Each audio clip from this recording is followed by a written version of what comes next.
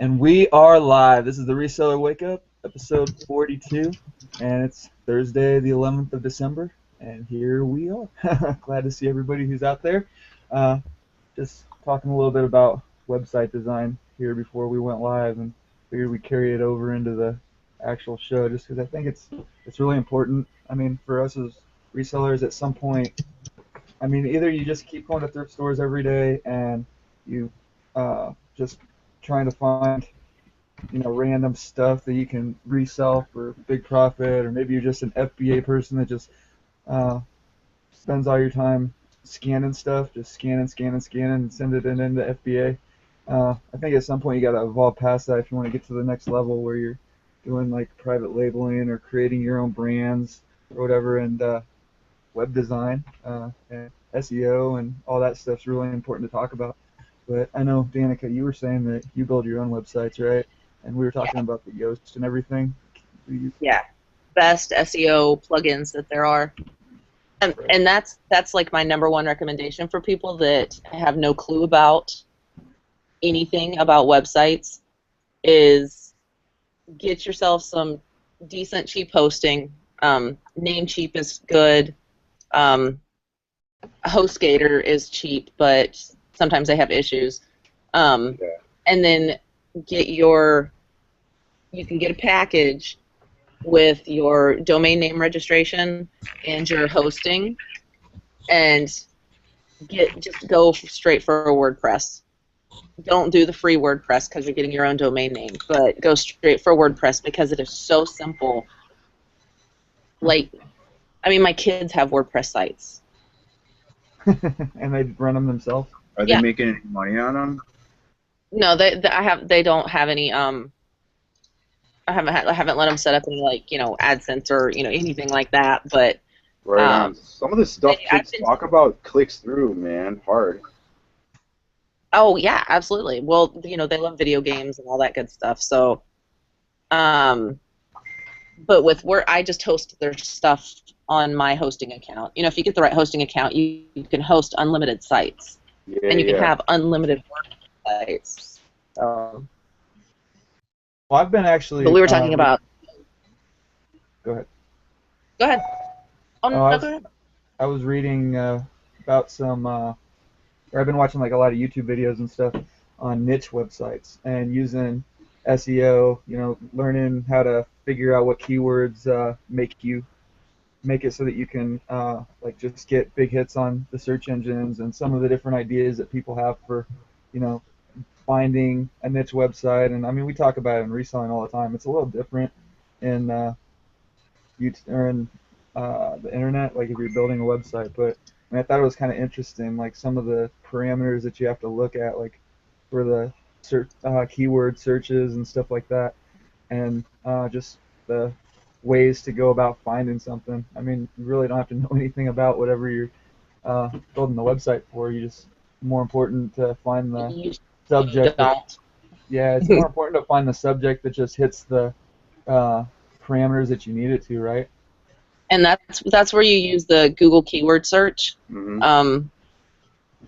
Google has tons of webmaster tools, and you can put in, into the keyword search, you can put in just a general topic that you were thinking about, and down below that, it's going to give you like a ton of other keywords that it considers to be related to what you put in. And then you can see, how much competition you have. If your competition is low, medium, high, whatever, how many sites are ranked for it, and it gives you an idea of what it's going to take. Because with a niche site, your whole goal is to be ranked on the first page, at the very least. You always want to be number one for your keyword. But as long as you can get yourself ranked on the first page, then you're going to make money off of it. As long as you've chosen something that there is money to be made, that's the thing. You need to make sure there's, print books or things that, you can link to Amazon that people are going to need for that subject. ClickBank books, that people are going to do, or if you've written an ebook yourself, or if you could bang one out, Yep. Before we get, have you done this? Yeah. Have you? This is how I started making money on the internet. This is my baby. It just takes time. You guys got to realize the time that's involved. Yeah, but once it's done, right? I mean, you can just kind of let it sit and maybe. Well, you do need have to to keep updating. You gotta update it. You can't. I mean, it's pretty much autopilot, but you have to make sure your content's evergreen. Do you make use a generator or something to format it? I had a template kind of that I would use, but you can. There are WordPress plugins that you can use, and then the certain WordPress templates work really, really well for niche sites. And you can just Google free WordPress templates for niche sites or whatever. Interesting. It's cool stuff. I mean, that's one that I could just ramble and ramble and ramble and ramble. Well, we're gonna let you after we introduce this new panel member we have on today. Loopy Pickings, Laura. She's a friend of James. Met her through him, and we talked a little bit off the air, and she wanted to come on. So here she is. Tell us a little bit about yourself. I have been selling on eBay for about 10 years now.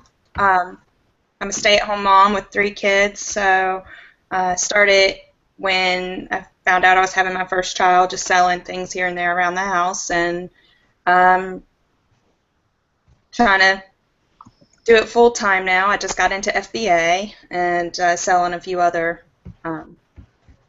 places, Bonanza. I've sold on Etsy, Craigslist, Facebook, that kind of thing. So. Did you pay for the Bonanza, like search boost or whatnot? No, I think I tried that years ago, and I really didn't notice much of a difference. I mean, my focus is mostly eBay and Amazon, obviously, so. Because I did the whole thing where you like migrate your eBay inventory, and I haven't heard from those guys. I don't know. Maybe I'm selling stuff and just not being told about it. You know, Yeah. eBay they email you when you sell something. Yeah. I wouldn't sweat Bonanza too much. I mean, I think that they email you. I know Jeff Davidson, he's on quite a bit. He talks about how often he's doing sales on Bonanza. And, I mean, I think there are days where he's having like 1 or 2 sales a day, I think. And then there are weeks where he doesn't sell anything for a while. But I'm pretty sure when he's talked about it in the past, they let you know. I mean, they're not just going to be like, oh, as long as they have your email. Right on. Yeah, because they blast me with all kinds of stuff, man. I figured they'd let me know. Yeah, as long as you're getting all that other email, you should get that. You should get any sales emails. But I mean, if you're selling something on a different site, any site that you're selling on, you should at least click on the site once a day just to make sure that nothing is sold. Anything that you have to ship from. I mean, that was my biggest paranoia about going Amazon Merchant Fulfilled at first, because I was only going to list a few things, and I knew it was going to take forever to sell stuff, and I just didn't want to have to click on the site every day. But then once I started getting stuff in FBA, it's like I click on the site 100 times a day now just to see what anything's doing. What's going on, Mike? How's it going? Pretty good. How are you, man? Oh, good.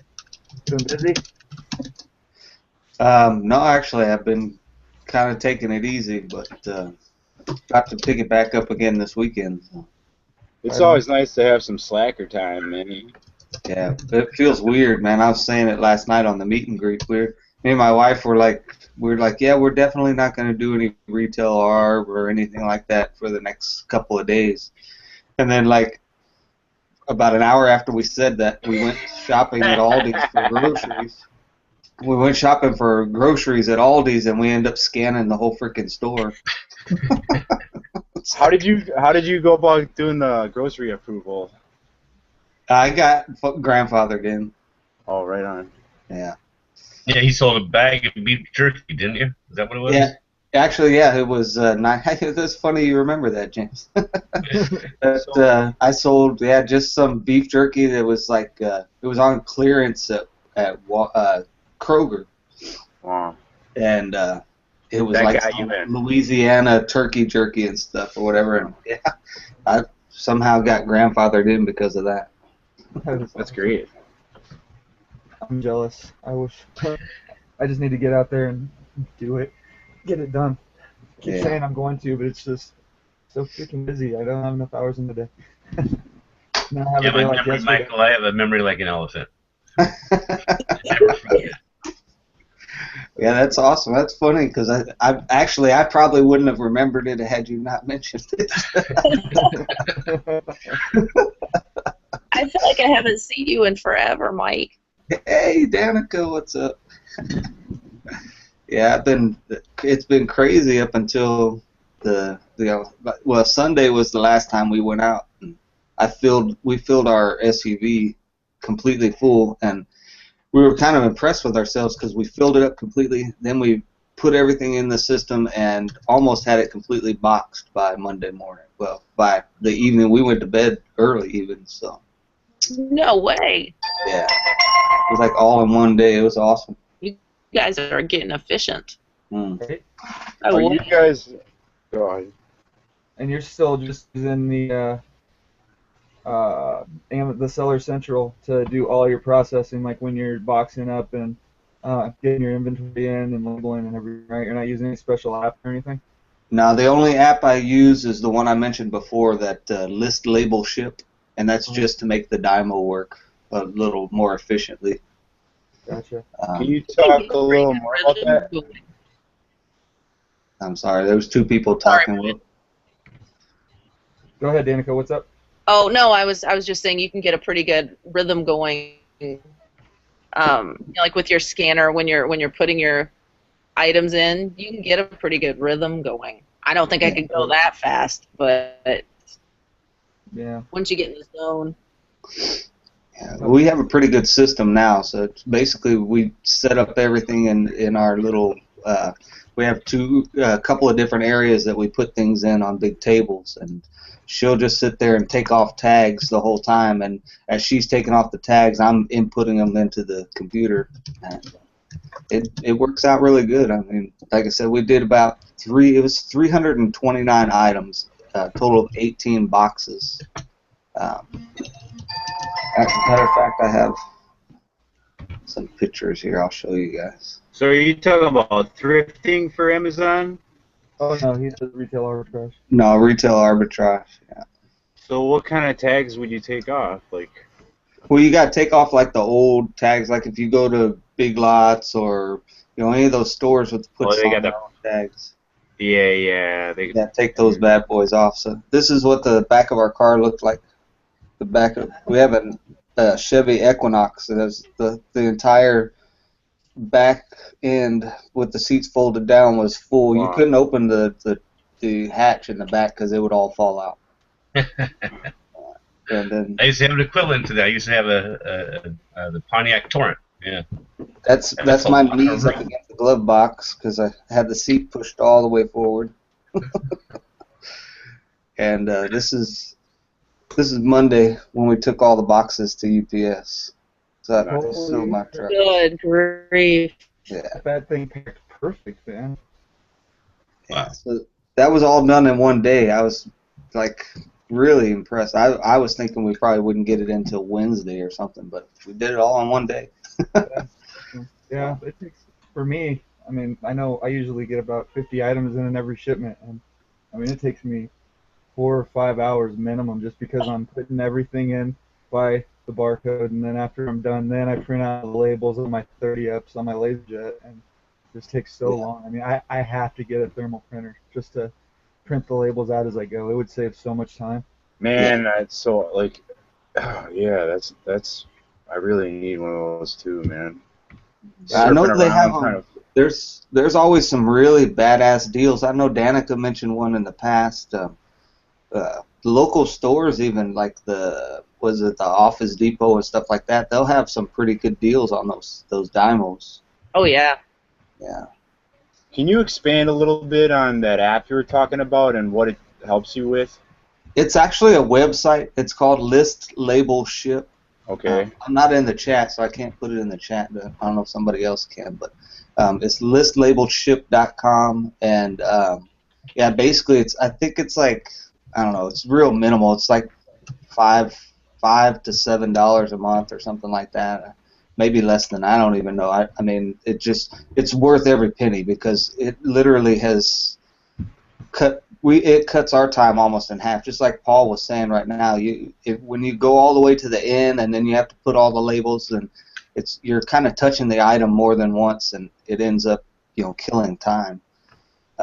As soon as I got that thing going, and basically how the app works, it's and I use Google Chrome, and I know it'll go into other sites as well, but I use Google Chrome on mine, and it basically, as you enter in the item and you put it in, you're putting it into Seller Central, and you go in and it tells you, and it'll say it has a blank where you want to put the number of that particular item that you have. So let's say you have 5, you put the 5 into the blank spot, and then you just click up, and there's a little icon up on your on the browser. You click on that icon, it opens up a new window, and it says print labels, and it'll print them directly to your Dymo right then and there.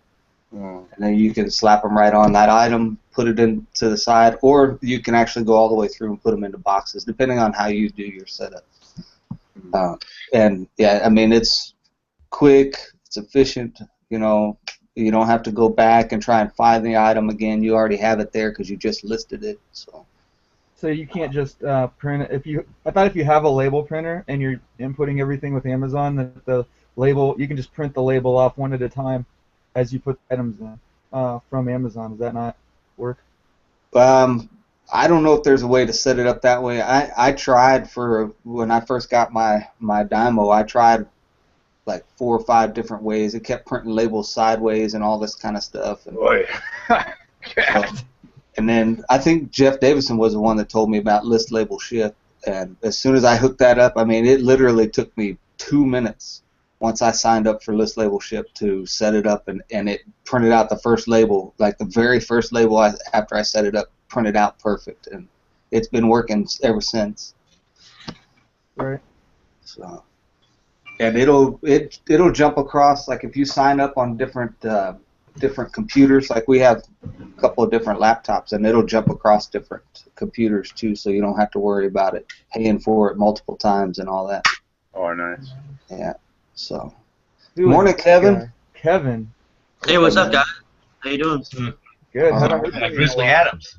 All right. I haven't been on one of these in about 2 months now. I haven't done a video either for like 2 months. Yeah, you start getting popular, and you get 8,000 members, and No, we got 9 now. We got 9100. Then he becomes a recluse, and he's like a That goes is into his awesome, man Kevin. cave and stays Congratulations. there for a couple of years. right? Yeah, Then I was on eBay Radio earlier this week, and it was fun. I had fun. Griff and Lee had fun. We all had fun. And then I just been too busy. I have been freaking listing my ass off, and really good, Yeah. Well, it doesn't sell itself. You gotta list it. You guys see the jacket I sold for $1,300? Yeah. I didn't see that. $1,300? Yeah, I paid $10 for it. Holy shnikes, dude. Yeah, it's good. It was fun.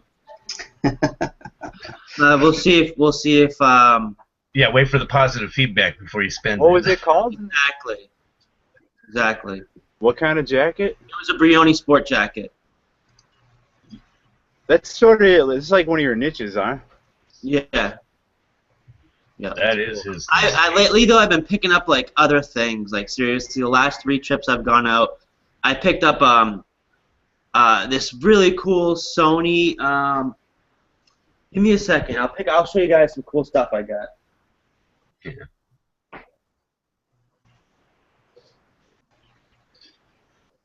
So Paul, what's your plans for the day today? Sabina said Kevin turned into a caveman. Yeah. A handsome caveman. Yeah, I saw his. He put a new profile picture on his Facebook, and I had to look at that. Is that Kevin? What? So how long did it take him to grow that? That's funny. Well, he always has a About a little month and a bit. half or so. Yeah, it's been about a month and a half since I've seen him on or make a video. He had a start, but that's So I missed my winter beard from last year, but I made a song about the winter beard. I pasted it in the comments. I suppose you probably don't want to play it right now, but pretty cool song. Yeah. winter beard. Winter beard. Oh my goodness. Yeah, mine is mostly all gray, so yeah. Yeah, this is about as much of a beard as I can grow. I'm not a hairy dude. Yeah, so what are your plans for today, Paul? You gonna go out? My plans for today, all I'm doing today is listing. I actually woke up this morning before the show and I got like 5 or 6 items listed before it started, and now I've got another stack of games and Blu-rays that I need to finish up right after I'm done here, and from there, just I don't know.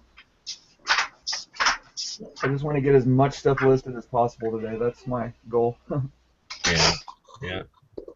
Yeah, I've been going out pretty much every day this week. Well, no, I missed yesterday. It was weird. I don't know what it was about yesterday, but after that Chris Green interview, I was just like barraged with Yeah.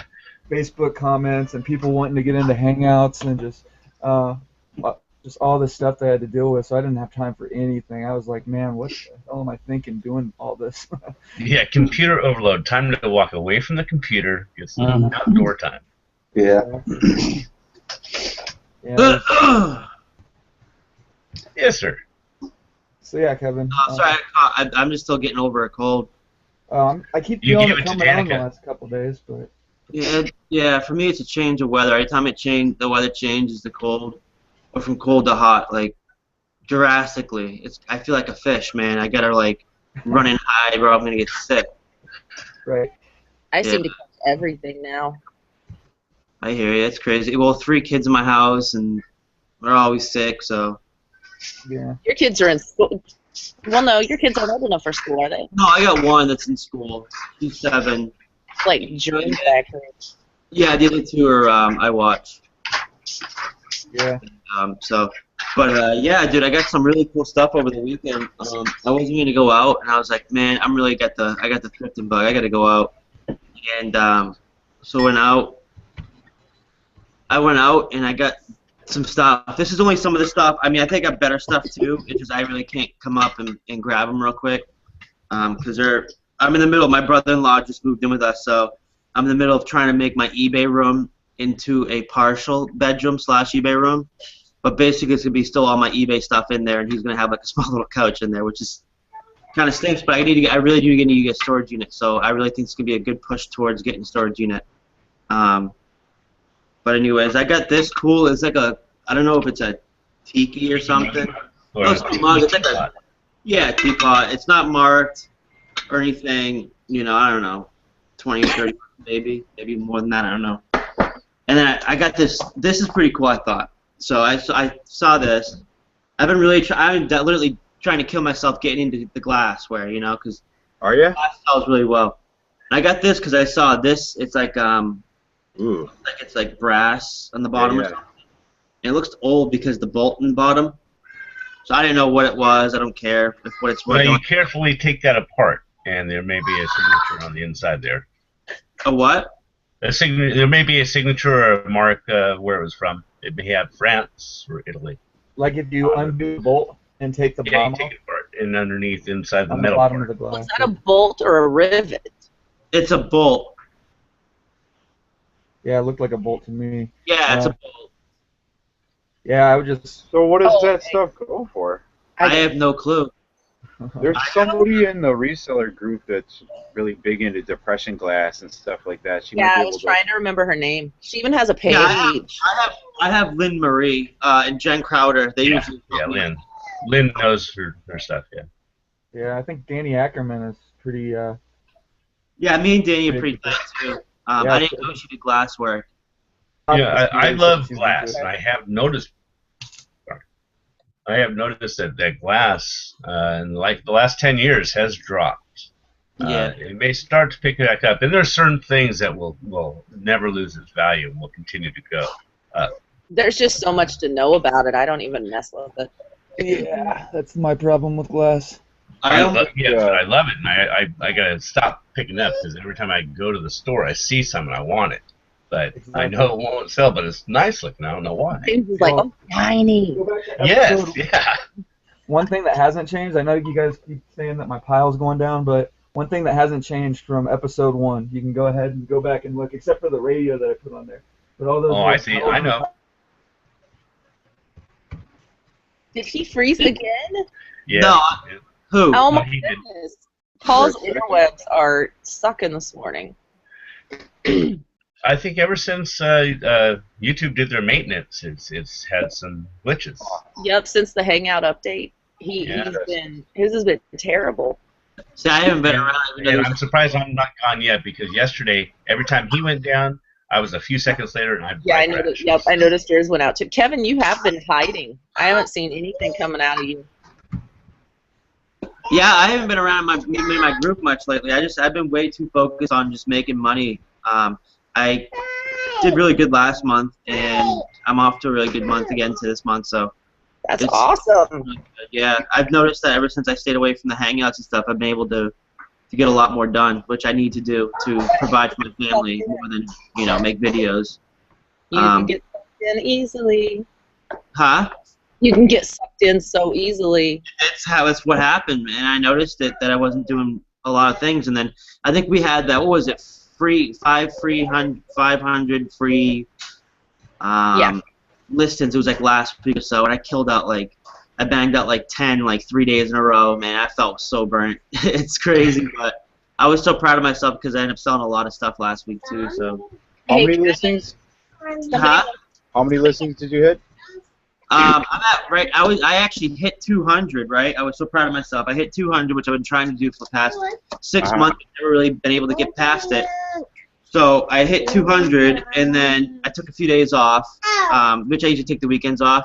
And I sold like 12 items. Actually, I've sold 18 items the last 2 weekends. So it's crazy because it's the fourth quarter. So it's definitely going. Hey, for those of you that are selling clothing items, do you utilize any kind of special rack? Because I have one that I got that's just totally kick-ass. Like, well, I mean, you could do pull-ups. You could like have monkey, whatever you want on this thing. And yeah, I mean, I always utilize my girlfriend's rack. It seems to go pretty well. Well, that's got to be a good motivator, but I don't know if it's good to hang clothes on. I had to put that one in there. Just the way you said it, man. I'm like, dude, I gotta say a little fun stuff. Nice one. Jealous of her rack, though. Oh, she got a big rack. So I just posted a link in the comments because I found that these guys are selling Z racks for $59. That's a great deal if you need a rack. That's what I have. I have 2 Z racks, and I love it. I bought it from storesupply.com. That's where I buy all my stuff. I bought the rack, and I also bought the connection to the bottom. So it's double racks, and then the bottom, so it's 4 ways. And I think I spent a total of like $130, including shipping and taxes and everything. Nice. Hey, Kevin. Yes. Somebody wants you to hold that glass piece up flat so they can see the pattern again.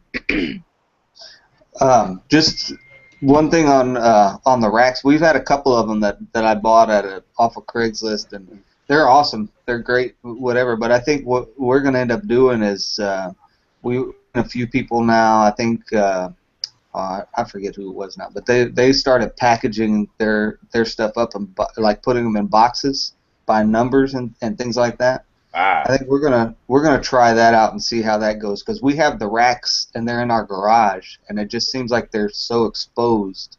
Mm-hmm. I mean, if you have them indoors somewhere or whatever, it's probably okay. But we have 2 of them and they're completely full, and it just we're trying to make it where it's a little more manageable. So I'll give you an update. I think we're going to spend probably like a whole day just folding them and packaging them up and numbering them and stuff like that. That's what I want to do. I need to do. Don't touch it. On my Hey, Kevin, can you hold that glass bowl up one more time so that they can see it? So one thing, if you're worried about dust and stuff like that, I wonder how much it would cost to get a big box of those dry cleaner bags that they stick your clothes in when you go to dry I cleaner. think it's like $20. I did it once down over at Dry Cleaner that I helped sell her stuff. I think she gave me like a whole box, like $20, Nice. and they're well worth it. The $20. Could you not just cover it with like canvas cloth or something? Probably could. Or you And- trash and bags. you know Yeah, what? even if one. Like the Yeah. big garbage bags you can put over it. Yeah. But when you're if you have them inside and you're cooking, those odors and Oh, and, yeah, you know, yeah. the weight, and they can go up. They travel up as well, so they can go underneath the plastic covers. Mm. Well, here's the piece of glass, and it's you might want to highlight me so they can actually see it. It's got these cool little like, I think it's like crinkle or whatever, and on the tops of it, and then it's like My daughter. and then the bottom's this. That's awesome. I also got this stuff. This is I'm gonna show you a really really cool find. As soon as I saw this Sony Walkman inside the thing, what's it called? There was like it's just really cool thrift store. But it had like like the boutique cases. As soon as I saw this, I'm like, dude, I gotta have this. It's a Sony FM card Walkman, super rare. New? As it sits now, I mean, it's got it's missing the charger. It's missing the headphones because it needs a special set of headphones. Look how fit this thing is. Let me take it out. This Mhm. is a quick thing, man. It would be worth it to find that headphone. Well, I buy talked to Sarah them Gilman. I talked to Sarah Gilman, and she said, "Don't worry about it. Sell it high." And I'm thinking like $200. Amazon? No, More no, than that. no. More than $200. Much. If I don't it's know, man. anything, Brian, don't sell it on Amazon. Why is that? All the ones I found out there, which are like 2 or 3, they didn't have the box. The original box. It has the original box, the original price. It's It's badass. the original paperwork, and I think a collector is gonna buy this a lot because it has all this stuff with it too. So it kind of outweighs not having the headphones or the I think it's like an AC adapter for the charger. But it's really cool. It goes like this. I'll show you how it works. Although I can't turn it on, but this is the charger. It's got a rechargeable battery? Yeah, Wow. and then You know what the voltage yeah. is? what? You know what the voltage is? 4.5. That's a pretty common Sony charger. Yeah, so you think you can find that AC adapter easily? I mean, I don't... Like, they probably packed it with one that was slim to fit in the packaging or something like that. Well, no, because what you do is it slides right in this charger here, and then the adapter goes right here. And then you can also have it once it's charged, the battery's in it or something like that. Can I see that? Can I see that plug again? The plug-in. Yeah, that's just a standard plug, right? Looks kind It of. looks like it. This Yeah, is so freaking cool though. Like I saw this, I'm like, what the heck is this? All I know is it says Sony Walkman. It looks unusual. I'm gonna buy it for $3. Yeah. Oh, hell yeah. Anytime I see a Sony Walkman, any kind of Sony Walkman for less than $5 to snag it. Hey, you didn't try to talk them down a little, maybe $2? No. They won't let you talk down there. They gave me I ended up having a 10% discount anyways. And I bought my Christmas tree right here. I bought that there for like $85. And so they ended up giving me like $70 for that. And then I ended up spending like everything came like $170 and ship, selling me everything for like $130. I was like, dude, that's really awesome. Thank you so much. So, and so I bought that. That's from 1985, which is the year the greatest person in the world's ever stepped foot on the planet. Oh, I thought it was just the greatest year that somebody graduated high school. Well, then that's the greatest year ever because that's the year I was born. Oh, okay. Um, Now you just made me feel old. I think the same person. I got this one. This one's from 1985 also, and I got this at the same place. I got this. I'm thinking it must have been the same person that donated it. Collector. And this works and everything. This has the original headphones and everything. This headphone doesn't fit in that headphones. It's different connection. But man, this is cool. I'm like, wow, this brought back like memories, like when I was a young kid. But yeah, so I got those, and I found these Ray-Bans glasses. They got like carbon fiber rims. I've been checking out. If you guys are not checking out the sunglass case or the eyeglass case, you guys are missing out on a lot of good things. I'm getting ready to list. Even the glass case, really cool. Glass case, that one right there. That one usually goes for $14.99 plus shipping. Really? Yeah, it's a cool looking glass case. That's what I sell them for. It's $14.99. What? And then the prescription glasses even. I list them as prescription glass frames. You can't sell the prescription itself, but you can sell them as the frames with the lenses coming with it for free. How do I look? That's cool. These are vintage. These are like the Buddy Holly glasses. These are like from like I want to say the 60s. It's from American Optics. And I'm going to try to get like 75 for them. They're in really good shape. I bought these for $8.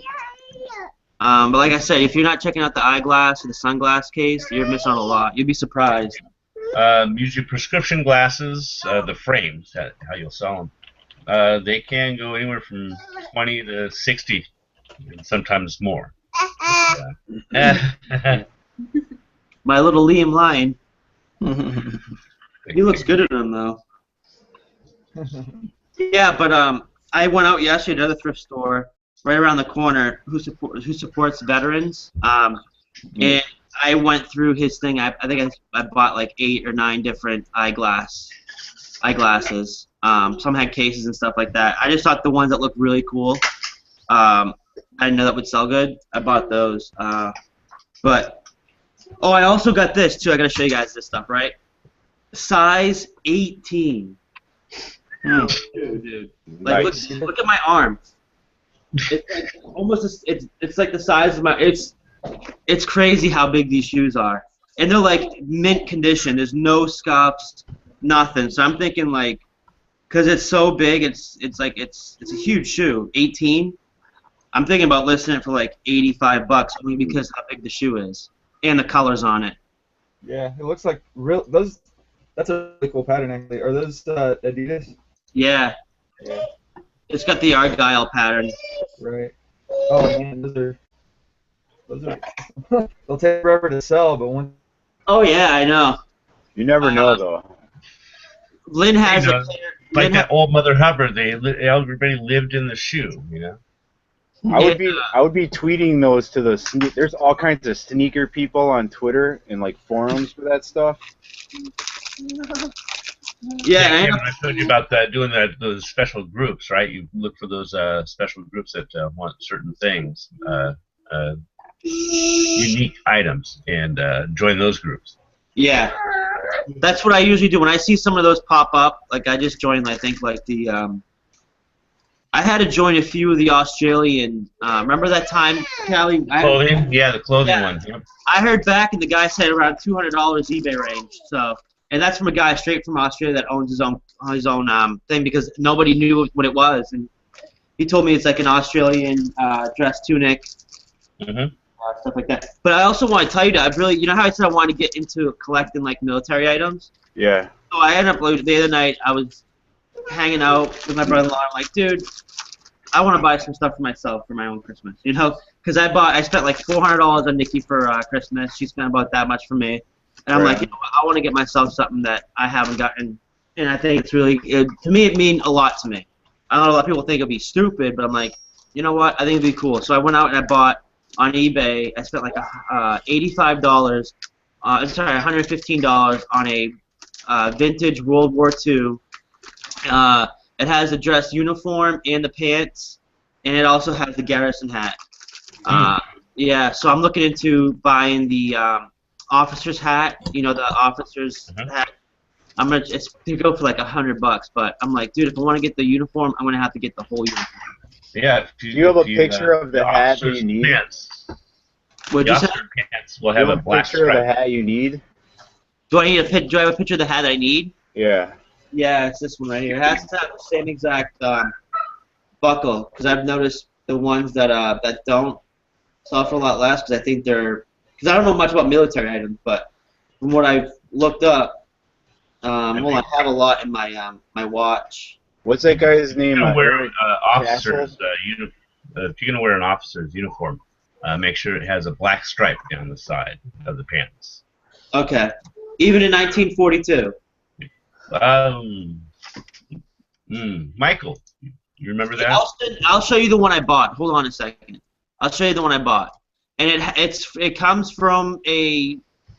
It's custom made from a. Hold on a second. Let me. Paul, do you remember that? Do the officers have stripes down the legs at that time on the dress uniforms? Nah, I don't know. You'd have to ask Eric on that. Yeah. I know they do now, but I don't know if in the 40s. But they have just the khakis. Hold on a second. I'm going to screen share. What you need now is one of the full overcoats. I got outbid on one of those. Hmm. And I got outbid a lot. Like, it was like the last minute, and it was a lot more than I thought. I also have another cool little story, something I really wanted to buy. I lost it in the last minute. I was so freaking pissed off. Hold on a second. All right, can you guys see my screen? Yeah. A bud grinder? Yeah, it's my grinder. I just bought it. It's only 13 bucks. All right, right here. Speaking of. Can you guys see it? That is awesome. I can, but you'll have to speak so it's on you for the audience. Hey, Paul, can you put it on me? It's already on you. All right, there we go. See the pants down here? I don't care if the pants are after 1942. The only thing I care about is the garrison hat and the jacket being from that era. That's what I was really banking on. I've noticed this. I've seen the same ones down here. This is how I know it's kind of authentic. This has a button. I've seen someone with four of them. I don't know if those are real, but I know the ones with the button at the bottom, it means it's authentic. It's missing the belt for it, which I'll probably have to buy a belt for it. And then, I mean, it looks like it's in great shape. Yeah, it looks in really good shape. That's the pants right there. Holy crap, man. And it's from what era? It's World War II. World War II. That's because people that went to war didn't wear dress uniforms. Well, they had dress uniforms, but well, yeah, they more did. of a utility uniform as well.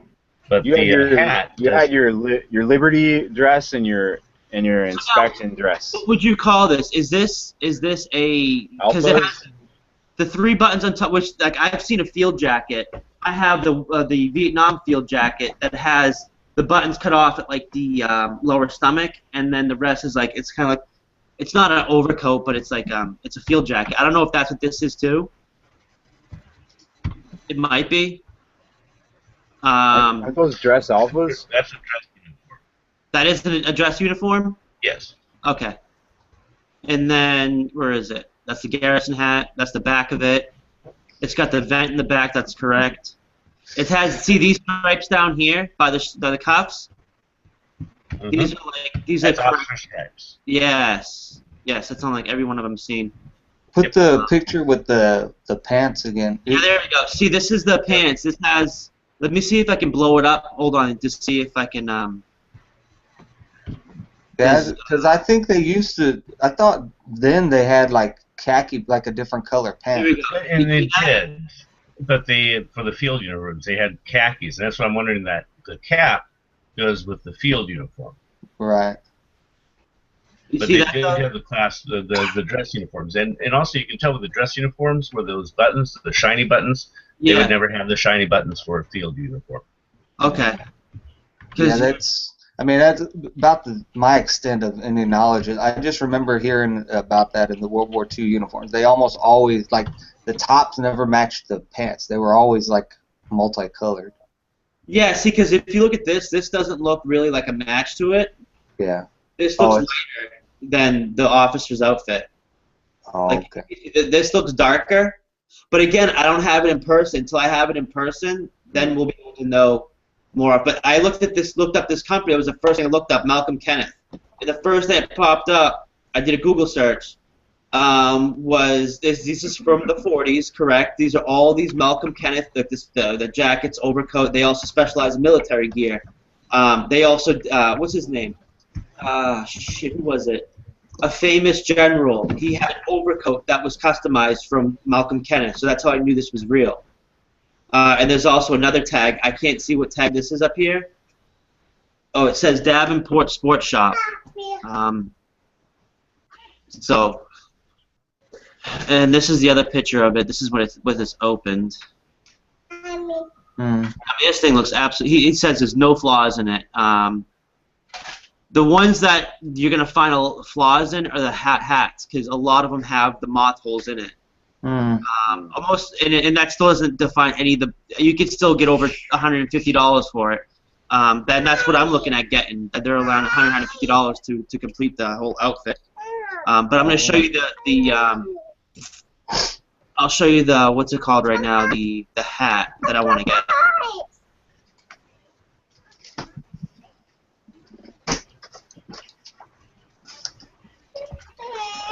You want it off? And Mike in the comment was saying, yes, reminder me, I forgot all about it. Eric's going to have his show on tonight. Yeah, I'll be on it. I'll be on it tonight.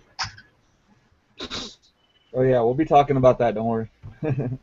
Wait, what do you mean? What did I do? No. We'll be talking about the show before we get off. Just because it's a show that's on tonight, and you're going to be on it, and here you are. Who's Mike Warren? Ask Eric tonight on his show. Who's Mike Warren? I talked with him last night. He's just saying, since Eric's a collectible or a military guy, then it'd be really. You'd probably know everything about that jacket. Well, that's the perfectly reason why I want to go on the show too with them. I want to discuss that because I think we're talking about like collections or something, like what you personally collect, and I have a lot of weird stuff that I collect. I collect Zippos, stuff like that. I do weird things like, I don't know, fishing equipment, vintage fishing stuff. Anyway, so let me show you this real quick. Where are you, Mike?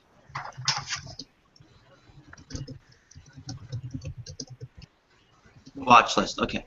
Am I still up? Yeah, go ahead. Okay.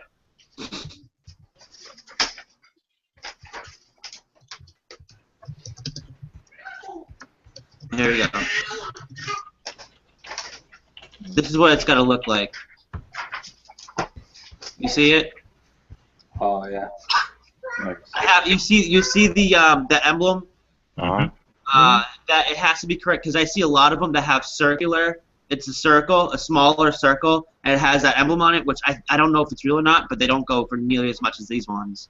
That's why I think this makes it authentic with that I don't know if it's an heirloom or whatever, but yeah, this is.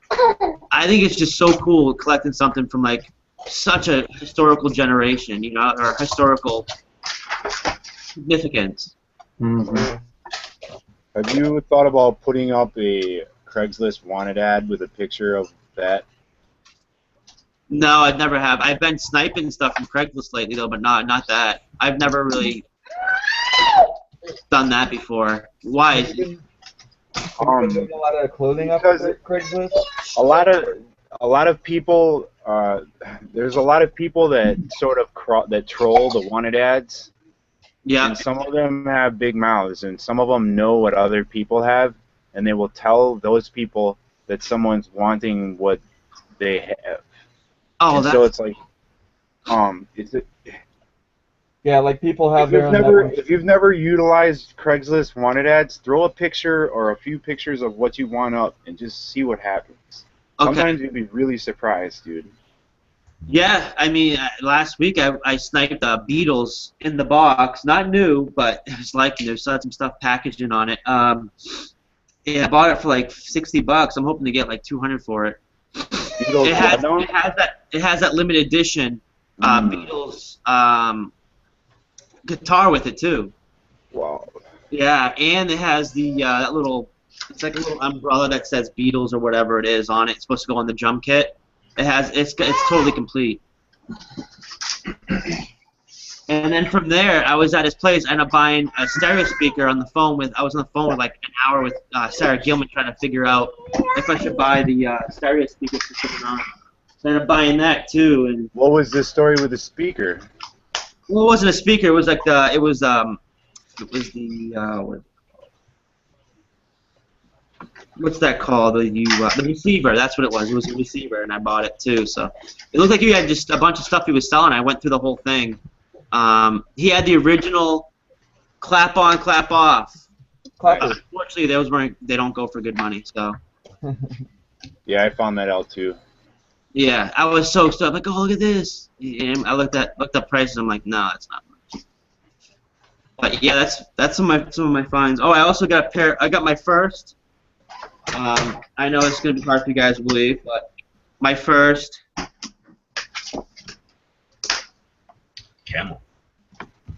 Pendleton sport jacket. Oh wow! I mean, it's funny because even remember when I found the Big Lebowski one, and Ronnie's like, "Oh man, I've been doing this for years and I've never found a Big Lebowski." Are those valuable? These I don't know. I've never sold one. Like I said, I've only. That's your first Pendleton? My first Pendleton sport jacket. I think I'm sitting on one of those. Yeah, I've sold plenty of other Pendleton stuff. I have so much Pendleton inventory, it's crazy. Leather buttons crossed? Leather buttons. Yeah. What? Yeah. Hey, Kevin, how much did you get for that Big Lebowski sweater that you had a while back? I think it was a $325, something like that. Okay. Yeah, we were just talking about. I'm pissed because I just realized that I want to buy one now. I want one so bad. That's why, if you notice that it was on my watch list, one of these, it was a really cool looking Pendleton. And it's like $45 right now, so I'll see if it doesn't go higher. I might buy it. I think it's like 11 hours left. But me and my girlfriend are gonna do a ugly Christmas sweater party. So I've been looking at like Ralph Lauren ugly Christmas sweaters and stuff like that. And I was even looking at the Dale of Norway ones, and you know, I wanted one, but really they're like $120 even used. It's crazy. I'll send you my eBay site. I have some sweaters, and let me know if you find anything. I'll give you a picker's price. What? I'll send you my link to my eBay. I have a few Christmas sweaters. Yeah, what kind? I can't even recall. I just need something ugly. Like they are. But yeah, I'll give it to you, and I'll give you a picker's price. Yeah, and if any of you guys find any for women's too, my girlfriend and a few of her friends are looking for some too. I haven't had much. It was weird last year. I killed it with ugly Christmas sweaters. This year, it's just I can't find them. If I find them, they're over like $10. And to me, it's just like unless I buy it for myself or my girlfriend, then that's the only way I'll buy it. But yeah, it's crazy. Well, hey Kevin, you know on the Pendleton Big Lebowski sweater, Pendleton's actually selling them again brand new. I mean, what? I know the Big Lebowski sweater, Pendleton is actually selling them brand new again. So they're like $220 or something on their website. Yeah, so expensive. I've seen those, and you could tell because they say made in China. Oh, okay. I knew the tag would be different. That's a huge pity on like Pendleton's part, like outsourcing to China. Like I see a lot. That's how you know when the stuff's new. It says made in China. Yeah, and it's really sad when they put a $220 price tag on it, and then they. It's not the same quality. Yeah. And what I've noticed with the stuff that I've been buying lately, the old vintage stuff, like I'm buying like vintage, like old, like Zippos that are like barely workable because like, to me, all I gotta do is take the case off and slap my Zippo in it, and then it works fine. The case is, as long as the case is fine, you know. But it irritates me. Like everyone's like, oh, I gotta buy new, I'm like, were you kidding me? Old stuff is made so much better. Like for me, dealing with clothing, you can just tell a really, really nice piece when you pick it up and you can feel it compared to a new piece that looks at half of the quality for more price than what it was new. You know, it's crazy. You know, I don't know. I think it's a lot too much of like quality has gone down so poorly with whether it's clothing or items or cars. compared to like that's why you see these 1960s, 50s, 40s cars and trucks still around, you know, still working, because you can actually work on these cars. Whereas nowadays they make these cars where you can't work on them. You got to bring them into somebody to work on them, and then that's costing a fortune. So I'm starting to see the older I get. You're right with the vintage items. They don't make the quality. I got this electric shaver from an estate sale, and I plugged it in. This thing works like a champ. Yeah. That's crazy. Yeah. You could just look at the quality piece. Like, it's like we've ever since like 1990s, it's just been nothing but like everything's getting outsourced. It's crazy. I mean, I remember back when I was like 5 or 6 years old, going through Walmart, everything was said made in America, USA made. They used to make this whole thing out for it. And then once Sam Walton died, of course the kids took it over. Everything was outsourced. Oh yeah. Sam would be rolling in his grave right now, man. Yeah. Well, here in Colorado, I don't know if they do a lot of the local advertising anywhere else, but you walk into any Walmart in Colorado and it's just like local Colorado, Colorado made, Colorado grown, all over the place. That's what it's about. I mean, shoot, even your weed Colorado's made, homegrown. Oh yeah. So that's what it's all about, keeping your stuff in the country. And like, I think some big companies should be really cool. And be like, you know what? F everything outsourced. I'm gonna bring everything back to the United States. Because when you have a big company like that, that puts pressures on the other companies to do the same exact thing. Right. Sort of like it's what do they call it? It's sort of embarrassing. They write their own paper though. They write their own money. So why the hell you paying other people from different countries to make your products? It's crazy. The world economy how it is now, it will never go back unless there is a major world war. Well, no, China's going to own economy. Well, it's always going to be a world economy now. It is what it is now, and it can't go back. They pulled a lot of wool. Before World War II, World War I, we were an isolationist nation, and it won't go back to that. It can't. Dude, people hate us in other countries, dude. Yes. Yeah. Hey, what's going to scare the crap out of me even more is our own government's going to make our own people that are hostages right now get killed. Our own government, because they cannot keep their mouth shut about the whole torture thing that's going on right now. Because one idiot Feinstein wants to go run her mouth and give out this report to whatever, so everybody, the whole world can see, so her name's out there, like she's cool. But yet that's only going to kill our troops overseas. That's only going to kill more people overseas. And make strategic releases of information. It's not an accident that people say stuff like that. I mean, like, it's problem, reaction, solution. You know, when an outcome wants to be manifested, you know. How are we gonna sidetrack this now? That's what I'm saying. Like, we're as a country, this other countries right now are aligning themselves away from us already because of what's coming out. I mean, like, stuff like that. All people got to do is read a couple books and draw some lines. Like, it's a connect the dots. Books. Nobody wants to do the books. Nobody wants to do the groundwork. Everybody wants to be easy. It's a connect the dots where the dots aren't all on the same page. You have to, like, surf around a little bit. And then there's all these alternative media sources that are there for people that are trying to find out what the truth is, just to clown the people that are trying to find out. I just think, like, I don't know where this country. I don't know where any of us are headed. Or anything, but there's some folks out there that are hired to turn you into a clown when you stand up and say, I've got this alternative information, I know what the truth is, and we're all getting screwed over. Like, they're disinformation operatives. Yeah, this is what I'm saying about that. But with Muslims and stuff like that, they don't care. Look at what happened with the whole Benghazi. It started by a so-called cartoon depicting Muslim, which was BS. This was already planned. You know, they use it as a skateboard. This is another reason why they're just going to do mass murders again, and do their bombings and stuff like that. It's just an excuse. It's an excuse for them to cause ruckus. That's all it is. And we fed in. We just keep feeding into them. Right. Well, I shouldn't say Muslims. I should say more of like the Taliban and the ISIS and stuff like that, because there's like 95% of the Muslims out there that are just really good people. I had a teacher one year, I think it was the year September 11th happened actually, it was really bad, and she couldn't come back to school.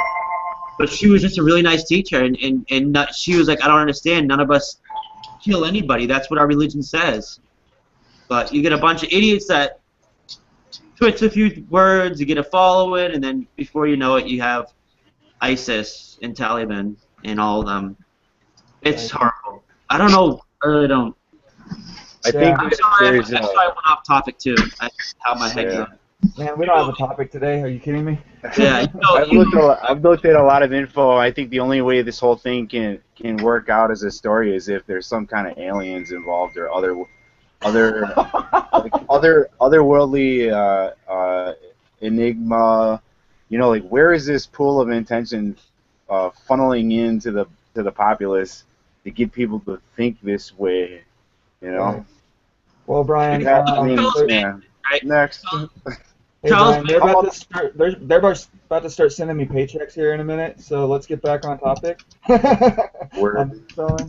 Otherwise, you might have to start sending me the aliens.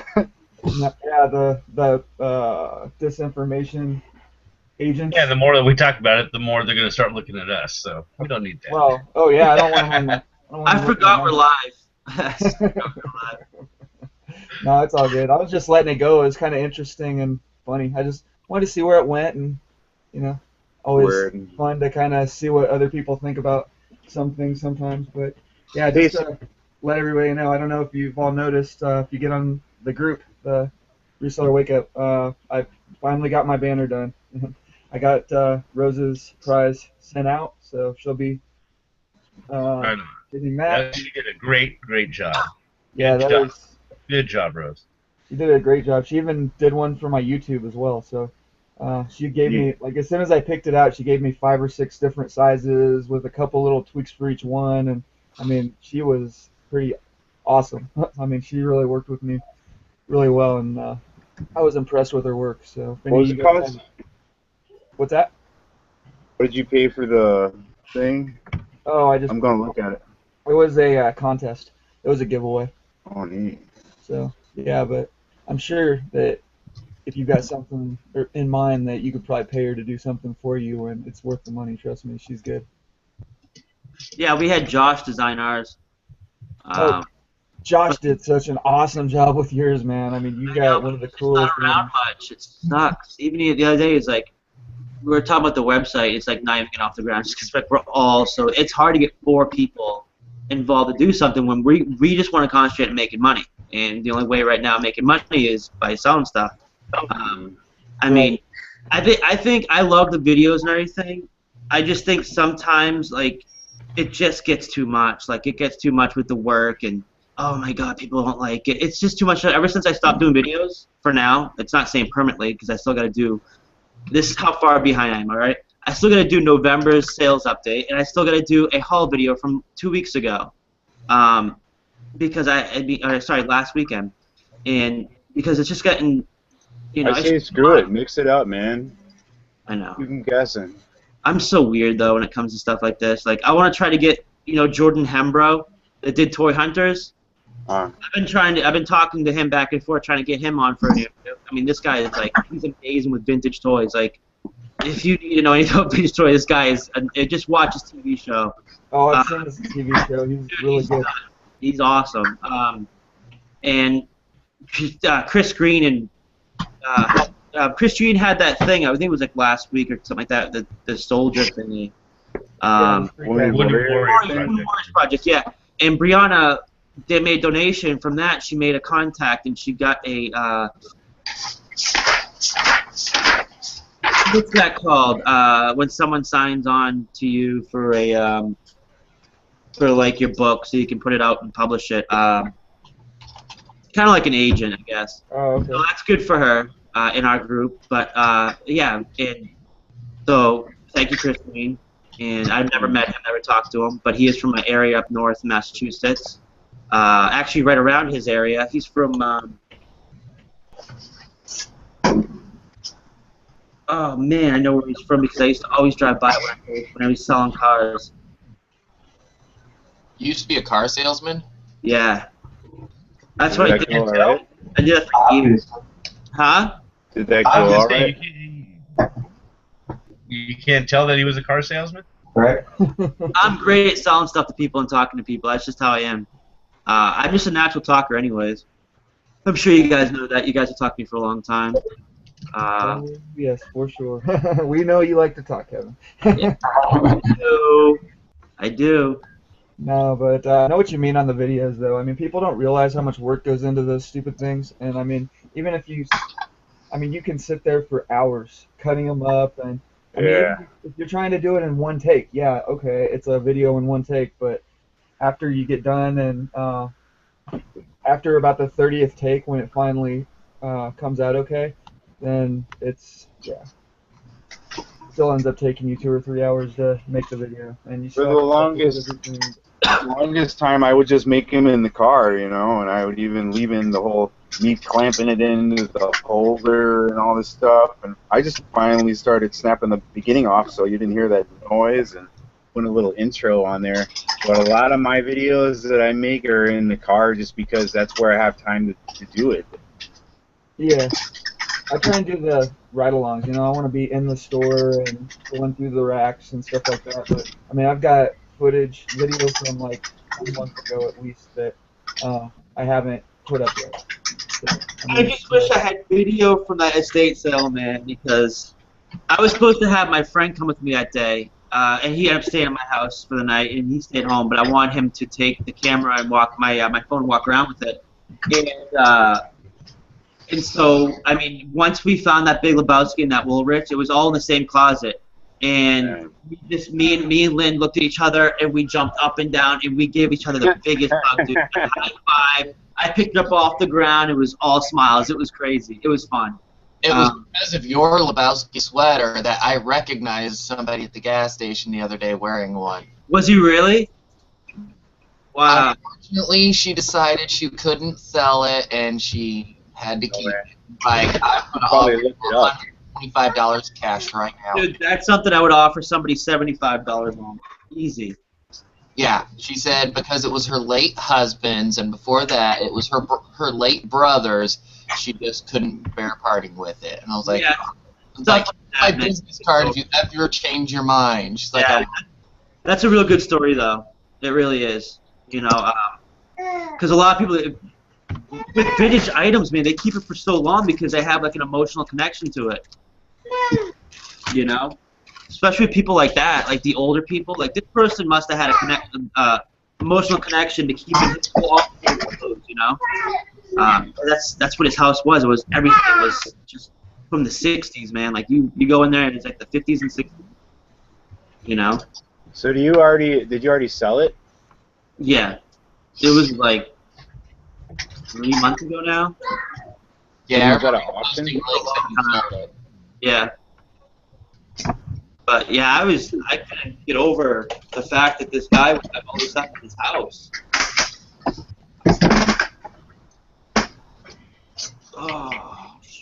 Oh, I also picked up a nice pair of Ralph Lauren made in Italy wingtips, suede.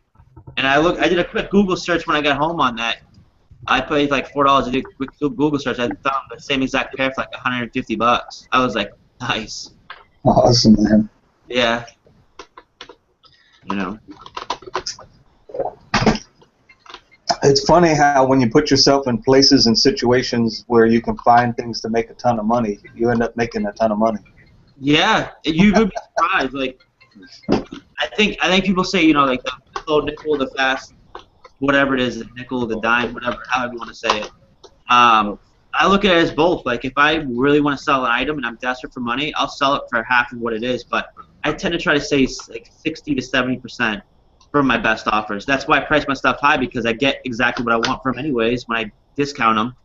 Yeah.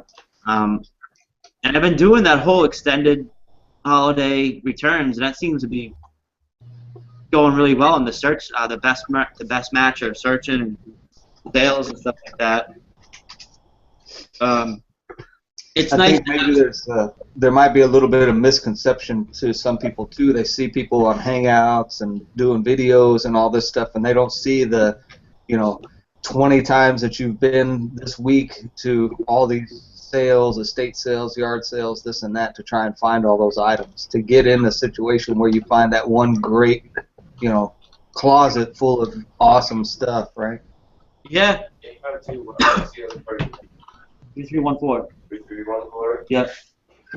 Yeah, I've been out without a phone. I've been with my girlfriend's phone since July. And I just went out and I was like, man, Nikki, my girlfriend's like, you really need a phone. So I went out and got the new Note 4. I freaking love it. Like, I don't know why I waited so long to wait for this one, because I wasn't too sure if I wanted this for the longest time. And I got it and I love it. Yeah. I really want to get a Note. I was thinking about getting the Galaxy S4, but the Note, man, it's fast, dude. It's fast. Yeah, and it's a tablet. I mean, it's basically a tablet. Yeah, and the battery, dude. Like, this is the best battery I've ever had in my life. Even better than my tablets. You can use the fast charger on it, and this thing, like, I'll be at over like the whole day just on standby, and it'll be like still at like 90%. I could not believe how good the battery is in this. Nice. Awesome. Yeah. Mine's dying on me half the time. Yeah. Oh, my phone is fine, but it's small, and I never talk on my phone. I never use it to make phone calls. So the whole like sitting here like this with a giant phone against my ear isn't gonna happen. And if I do decide that I need to, I can just grab a Bluetooth, But I don't even care. I could care less what anybody thinks if I have a phone that's big. Oh, what phone did you say was a good battery, Kevin? Huh? What did you say was a good battery phone? The Note. Yeah, the Note. The Note 4 has a really good battery. Yeah, and I love the fact that you can still get the battery out of those things. That's a thing that I don't like about the iPhones, is that you're a prisoner to one battery. Golly, man. And a memory card. You don't get a memory card with an iPhone. That's a real killer. You buy like a USB port or whatever it is. It's like you're being held hostage. It is. It is. And I think that's the reason why a lot of people are going away from the iPhones. I actually almost went into an iPhone just because I think it's just so simple. Right. And then I realized, like, I'm an idiot. I really want to go back and I want to stay with Samsung. So I've been with Samsung for years. Yeah, I've got an LG and it works fine. My LG works fine for now, but I do want to upgrade. F6. Oh, okay, because I was gonna get the what was the new LG they had, the G3 or something. I don't know what it was. But I like that one. Yeah. I was also looking at the one with the it's like a certain kind of audio maker, speaker, Harman Kardon or something like that. But I'm not into. I don't need it for listening to music. I just want to be high speed and do all my internet stuff.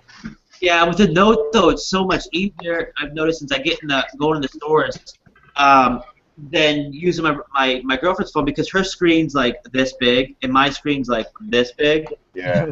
So it's like I can see things that I can tell, I can look, it's so much easier. I can do it. It's easier to look up details on tags and details on ordering and stuff like that, and just to make sure that your thing's right. How does it?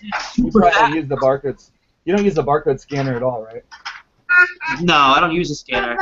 Yeah. I'm not really in Amazon yet, but I have some Rock Band stuff. I'm gonna start. And I said to Gilman, I'm like, you know what?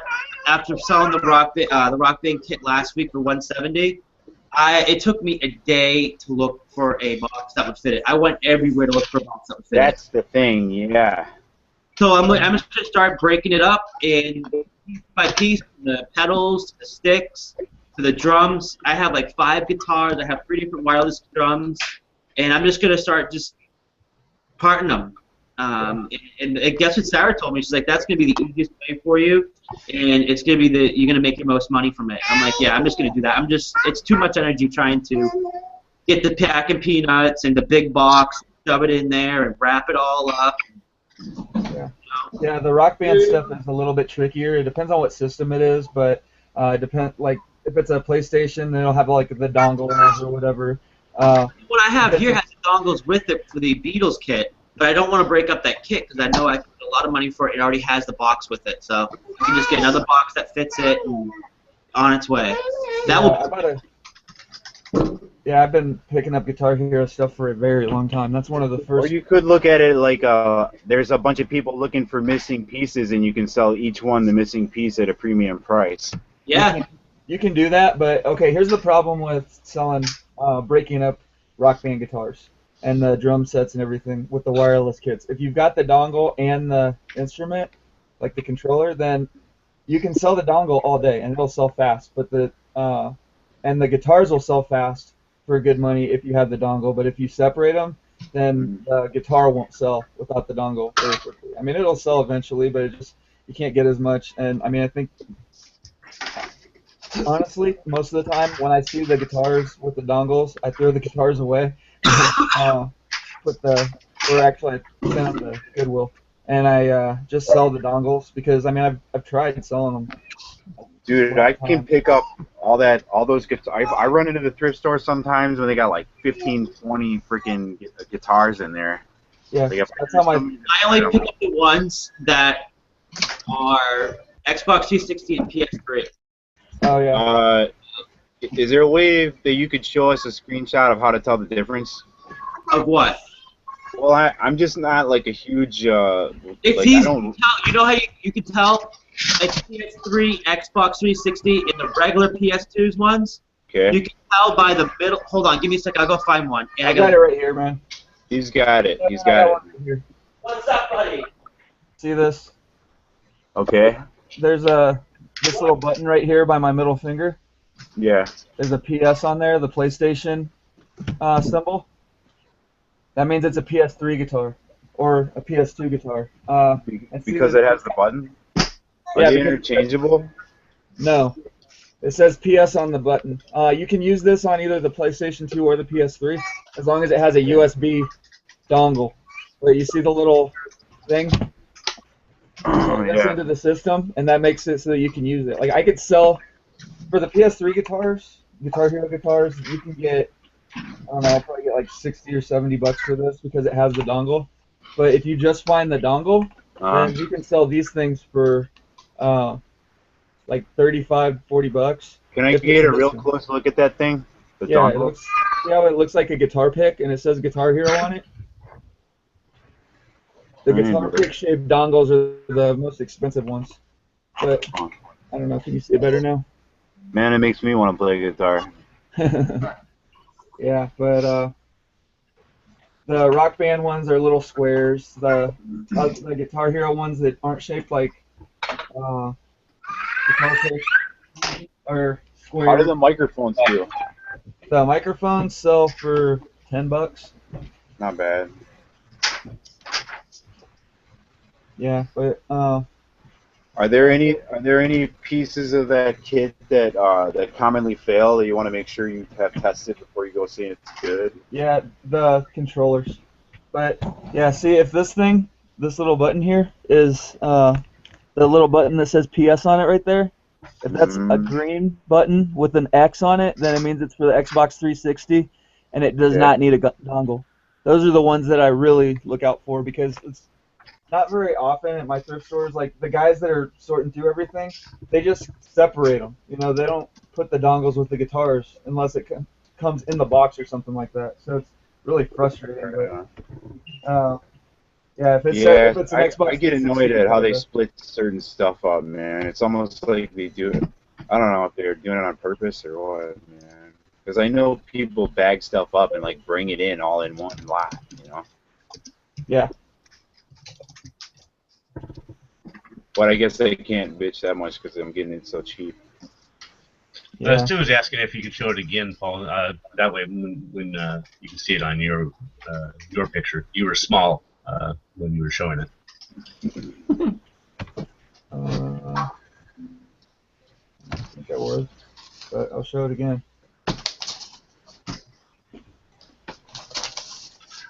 Yeah, but okay. If it's got that PS on it and it doesn't have a cable, there we go, kind of.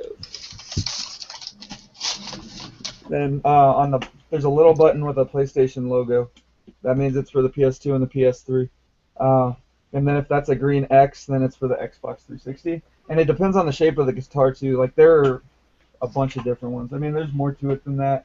Some of them only work on the PS2. Some of them use a certain type of dongle that only plugs into the PS2. So what I recommend people that don't know the guitars and don't know the difference and haven't done the research, if it has the PS button on it and it doesn't have the dongle with it, just don't bother buying it.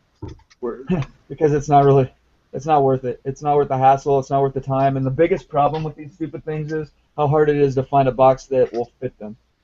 And I mean, if you don't mind shipping big stuff and big awkward stuff, then go for it, I guess. But I mean, probably be good to go find a dumpster that's always got big pieces of cardboard in it and just make your own. Yeah, you can do that. But most of the PS2 guitars, though, if they don't have the dongle, you're not going to sell them. So that's why you got to be careful, because So are there any special edition ones that might be an exception or anything like that? Like he was talking about the Beatles one. You know, did they do that with each system or just some? There's a bunch of different special edition ones. You need to go do your own research. Word. I'm not making a whole show about the special edition Guitar Hero controller. Oh, that's cool. I just thought I'd ask since you're talking about it. Yeah, just be careful. Like I said, that you're not buying one that if it's a PS3 guitar, then it can sell without the dongle. Okay, it'll still take a while. But the PS2 guitars, you pretty much have to have the dongle, otherwise you're gonna be sitting on it forever. And I mean, I've had like 5 or 6 of them listed for, I don't know, months, and I've never sell them. But meanwhile, the 360 guitars and PS3 guitars sell like boom, boom, boom. You know. Have you tried FBA with those? Yeah. Oh yeah, you can put the priority mailboxes together. Yeah, the shipping part of it, if you're going to use priority, because I know they're bigger than 13 ounces, and I know you like FedEx, but if you're doing the priority thing, these boxes, you can get them for free. They're the box number 1092, 1092s. What is What's that? What's the title on the box say? Well, it's just a priority box. It's not. Yeah, make sure you don't get the flat rate boxes. So it's the non-flat rate. Yeah. So you can put these together, and they'll send them. So you just put 2 of them together, and then those things will fit perfectly in here. So they're real thin boxes, right? So they'll go right in there without a problem. Hey everybody.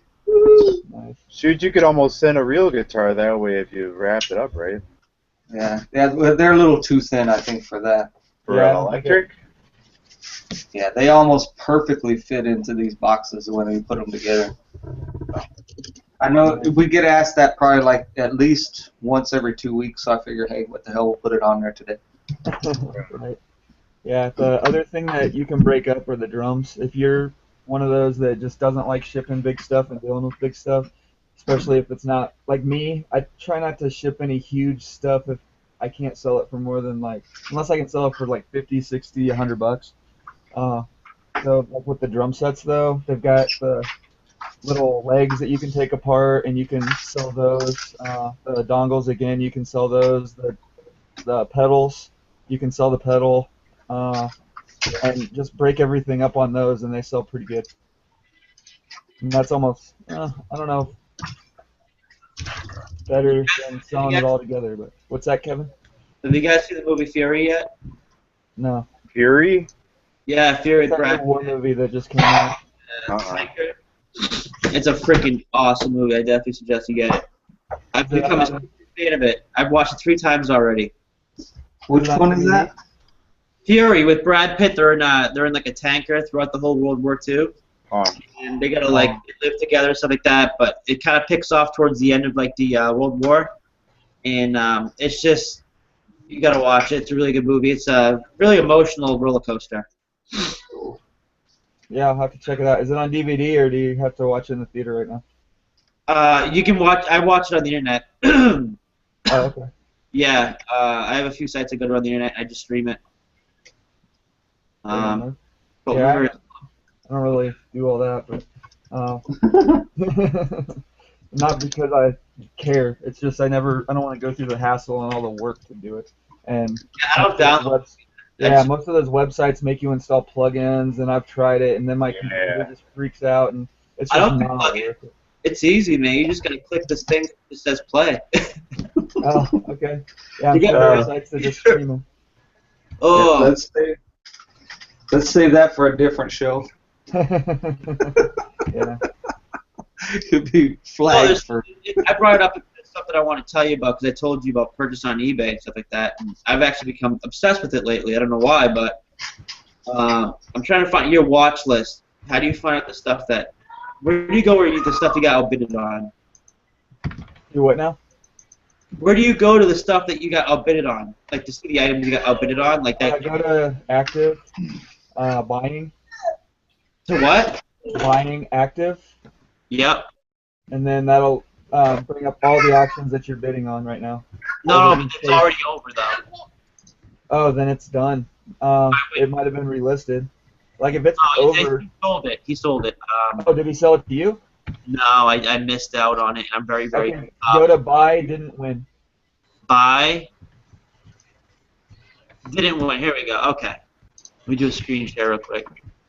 This is really cool. Like I love artwork. This, like I told you, I'm weird. I love a lot of different things. I do photography, but I love just art, painting, stuff like that. And this guy, he paints. He's like a sort of famous English painter. He paints like mixed martial arts people and like sports guys and stuff like that. But he had this, and I asked him, I go, if you make another one, can I buy it from you? He says, I'm not making another one because I didn't make much money on it that I thought I would. He did a really good job on it's acrylic. And can you let me know if you see it? Hold on. You see, this is his artwork right here, and they usually go for like $400 to $800.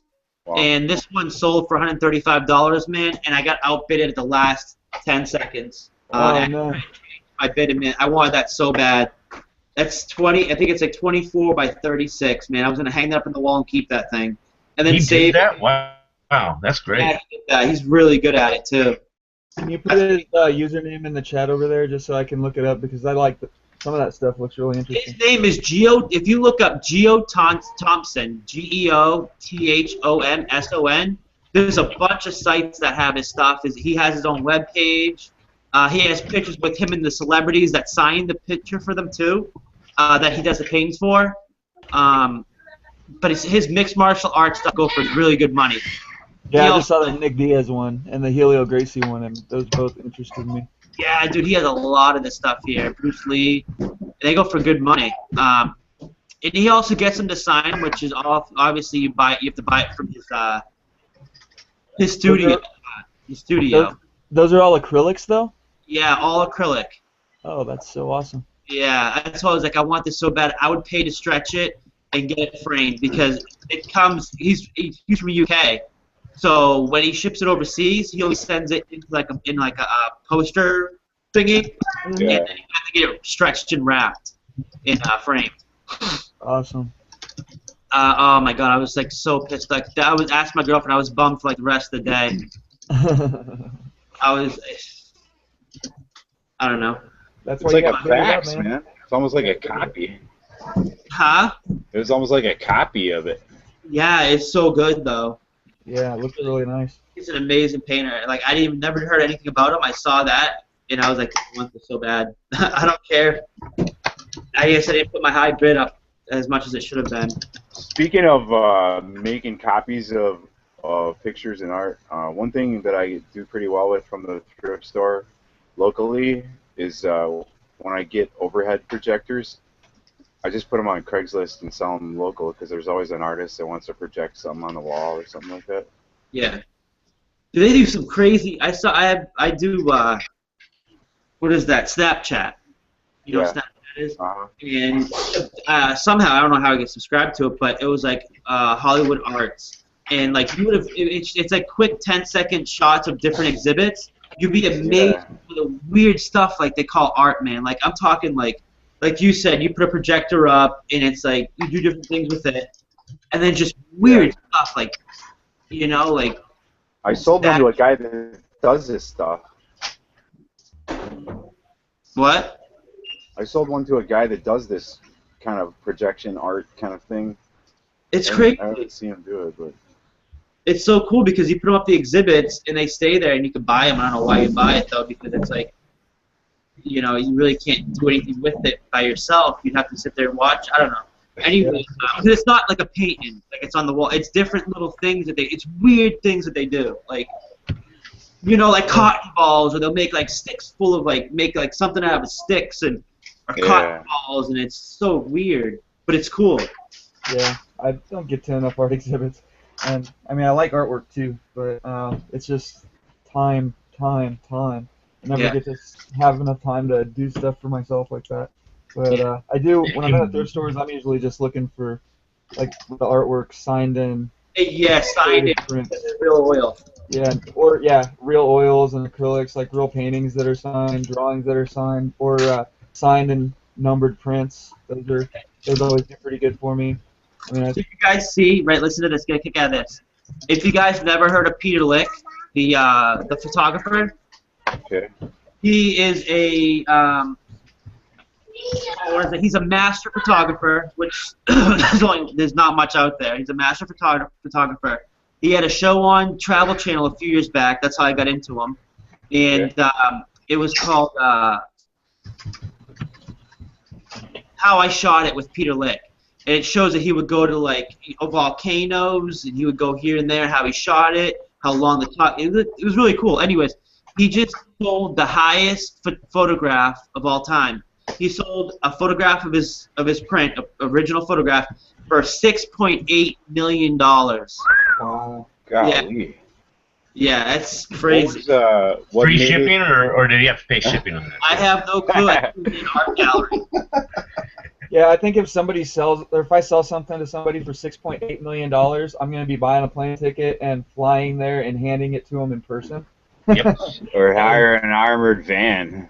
Exactly. That's so cool. Yeah. You know what that does to his paintings? I mean, sorry, his photographs. It brings all the values up on his photographs, like 10 times. Oh yeah. I did a quick eBay search yesterday for photographs originals from Peter Lick, and you can't touch anything for under $1,500. They're all over $1,500, and they're sold. It's weird because a shit ton of them sold yesterday. The day that he sold, it was all over the news yesterday that he sold that photograph. It's crazy how it really brings up somebody's, like, say if I bought that from that guy, Geo Thompson, that acrylic. That's what I was really banking on, keeping it as like an investment, because he's young, he's like in his 30s. So when he either passes away, unfortunately, or the older he gets, the better stuff he puts out, and the more money all of his paintings become. So I was really trying to keep it as an investment, and to keep on hang on my wall because I thought it'd be freaking badass conversation piece. Yeah.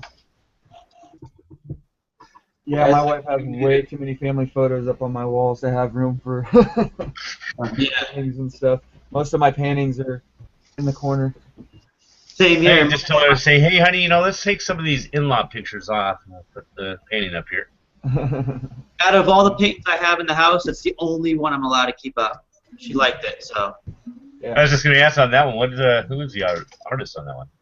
I don't know, but it's a famous scene, and it's paint on board. It's really nice. The colors are real bright, and it's older. It's like from the 60s maybe. But I remember looking it up, and I think it was like one that was like all the only shot it had in it was that windmill and like a person in the foreground. There's a person laying down, and it was like half cut off, and it went for like $400. But mine's bigger, shittier frame because it's kind of nicked up, and I have one scrape across it that has like, it looks like somebody put like an eraser, like a 6-inch eraser mark on it. Oh no. It's the top left corner. And it's very noticeable, but it just really doesn't matter to me. But I'm keeping it for now. Yeah. Yeah. So I don't whatever. have enough wall space in here, unfortunately. Most of it got shelves in front of it. It's about the only room where I'd be allowed to put up my own artwork. Do you guys forget all that empty space that you have? The ceiling. Hey, look who's in here, jackass, Ronnie Hart. Bigfoot like Afghans. What's that supposed to mean? Oh. Your Afghan behind you. Yeah. I just picked up a nice one yesterday, man. I have a bunch in my inventory now, but I picked up a really cool, oldish looking, like beige and purple color. Yeah. Have you been still doing pretty good with your Afghans, or have you moved on, like doing more clothing now?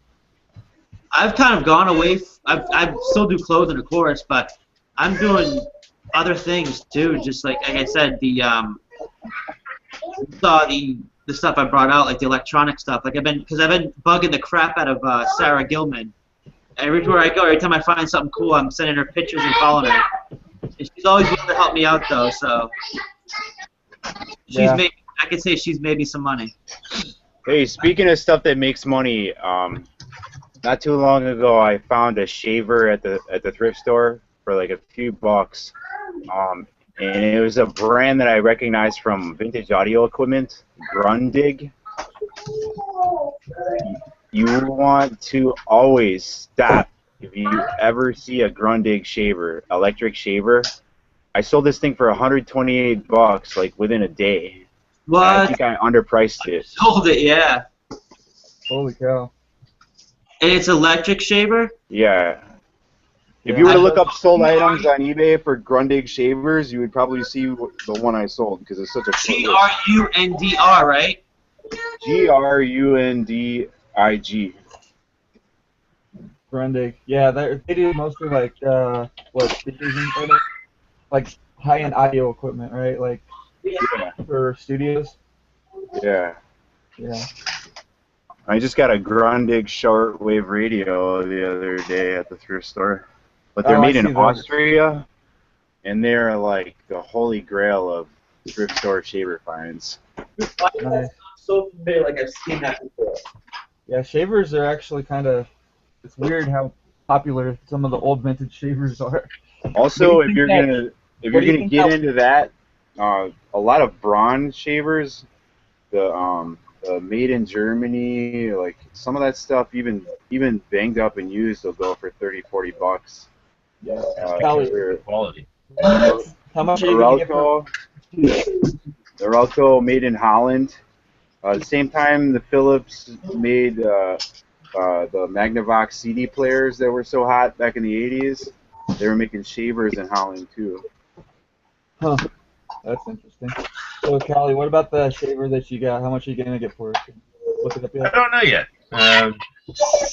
You know, I haven't looked. I listed it the other night and haven't. I think I put it up for like $39, $49 auction start. Oh, nice. I've kind of gotten away from auctions lately. Oh, I never do auctions. The only time I'll put up auctions is when they give me free listings. Yeah, I've auction style listings right now, and that's the only reason I'm doing auctions, and it feels weird. Well, okay, so we get free auctions until the 15th. Yeah. This is how and why I use the free auctions for listing. First of all, they let you do the buy it nows for free too. So you're basically putting it up as a buy it now because you put your auction price like close to what you would ask for it, buy it now, and then you just add the 20% or whatever to put your buy it or in the buy it now slot, so just in case somebody does want to buy it, they can. And then it just gets it out there, you know, and you don't have to pay to list this. But there's also with the listing. With listing, you do need to. It helps you with the search results, like Google searches and Cassini. When you do auctions, so that you have to do some auction to count and searches. Right. So you're saying it helps it search higher within the first how long, like. Not only just for that auction, but your other items are more viewable. Interesting. Yeah, I'll have to look into that more. But, yeah, I've been thinking about taking some of this old stuff and throwing it all up for auction. Yeah. Stuff that's got no washers on it and junk like that. Yeah, I didn't even realize that the free auctions were on right now. I gotta go. Yeah, 1,000 per day until the 15th. Oh wow. Yeah, I need to put a bunch of stuff up then. Yeah, I saw that. Yeah, maybe I should take that a little more seriously. Yeah, it's a way to get it up there. And then when you go to relist it, most of the time, a few days after the auction promotion is over, they'll give you another few days with fixed price listings for free. So basically, you just let them sit there until the next promotion, and then you can just change them all to fixed price 30 days. And I mean, you already did all the work to put the listing up. If it didn't sell, then you just relist it as fixed price and you're done. So, it's half price clothing day at St. Benny's. Yeah. They can save out here.